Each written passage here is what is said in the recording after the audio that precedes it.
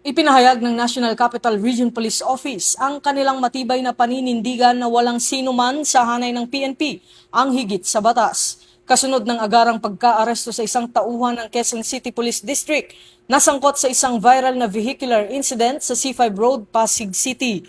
Ang naarestong personnel ay isang police staff sergeant ng District Mobile Force Battalion ng QCPD at kasalukuyang nasa kustudiya at sumasailalim sa kaukulang investigasyong kriminal at administratibo. Batay sa paunang ulat, isang insidente ang kinasasangkutan ng motorsiklo na minamaneho ng nasabing pulis at isang civilian rider na nagresulta sa pagkasugat ng biktima at pinsala sa kanyang sasakyan. Agad umanong umalis sa lugar ang pulis matapos ang insidente. Kaagad namang nagsagawa ng follow-up operation ng QCPD na nagresulta sa mabilis na pagkakaaresto sa naturang personnel.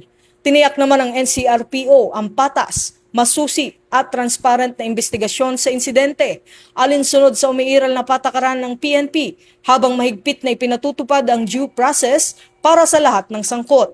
Binigyang diin din ng NCRPO na nananatili ang kanilang prinsipyo na ang uniforme ay simbolo ng serbisyo at pananagutan at sino mang lalabag sa batas ay mananagot anuman ang katungkulan. Ito ang bagong PNP para sa bagong Pilipinas, serbisyong mabilis, tapat at nararamdaman. Mula rito sa PNP National Headquarters, ako ang inyong PNN correspondent, Patrolman Don Brosas, alagad ng batas, tagataguyod ng Balitang Pulis.